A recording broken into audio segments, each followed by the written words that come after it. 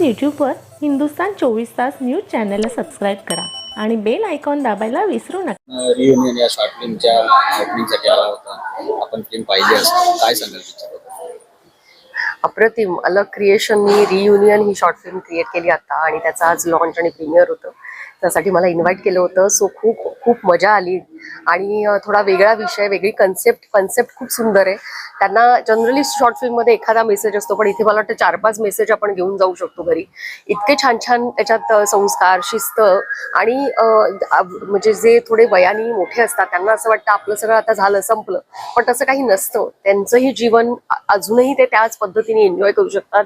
ह्या येणाऱ्या जनरेशन बरोबर, चालत्या जनरेशन बरोबर आपणही एन्जॉय करू शकतो, हे सुद्धा एक मेसेज आहे त्यातनं आणि खूप सुंदर बनवली आहे आणि छोट्या ह्याच्यातनं त्यांनी खूप मजा केली आहे। मला असं वाटतं शूटिंगच्या वेळेला सुद्धा या लोकांनी खूप मजा केली असेल, कारण खूप ग्रुप होता मोठा आणि सगळे एका वयाचे होते, त्यामुळे आय कॅन अंडरस्टँड, इमॅजिन की काय मजा आली असेल। आणि खूप सुंदर त्यांनी छोट्या ह्याच्यामध्ये त्यांनी खूप अप्रतिमरित्या सगळं मांडलेलं आहे। डिरेक्शन छान, टेक्निकल पार्ट सगळे छान, मस्त।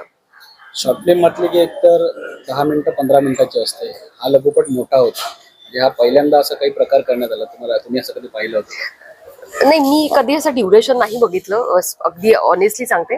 पण असं काही वाटलं नाही की अरे बापरे एवढं मोठं आहे, संपतच नाहीये, 10 मिनिटाचीच हवी होती वगैरे, असं काही नाही। शेवटी मला असं वाटतं मेसेज पूर्ण पोचावा, त्यासाठी जी रिक्वायरमेंट लागते, जेवढे शॉर्ट्स गरजेचे असतात, जेवढी स्टोरी तेवढी गरजेची असते, ती तेवढी टाकली आणि ती लोकांपर्यंत पोचली, हेच मोठं असतं।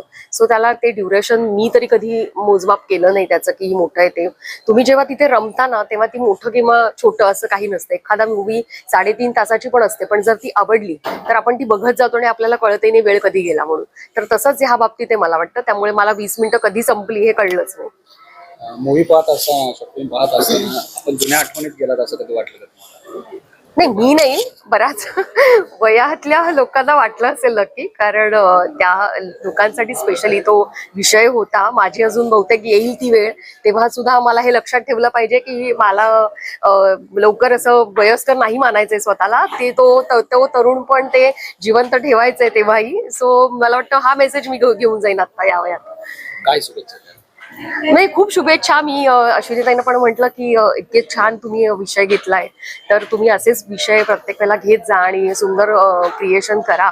तर त्यांचाही उत्साह मला छान दिसतोय। प्रकाश काका पण आहेत ऍक्टिव्ह आणि ते दोघं मिळून त्यांनी अजून एक शॉर्ट फिल्म हे केली आहे, अनाऊन्स केली आहे। सो माझ्या खूप शुभेच्छा त्यांना ह्या शॉर्ट फिल्मसाठी सुद्धा आणि येणाऱ्या अनेक शॉर्ट फिल्मसाठी।